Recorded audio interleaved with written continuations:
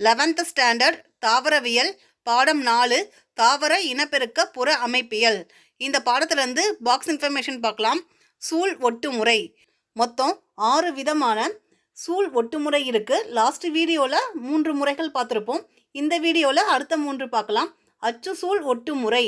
சூழ் ஒட்டு திசுவானது குறுக்கு சுவருடைய பல சூழிலை உடைய இணைந்த சூலகப் பையின் மைய அச்சிலிருந்து தோன்றும்.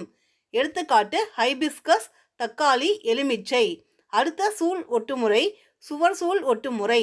ஓரறை கொண்ட பல சூழிலை உடைய இணைந்த சூலகப் பையின் சுவர்களின் மீது அல்லது சூழிலைகள் சந்திக்கும் இடங்களில் சூழ் ஒட்டு திசு காணப்படும். எடுத்துக்காட்டு கடுகு, ஆர்ஜிமோன், வெள்ளரி. அடுத்து அடிசூழ் ஒட்டுமுறை.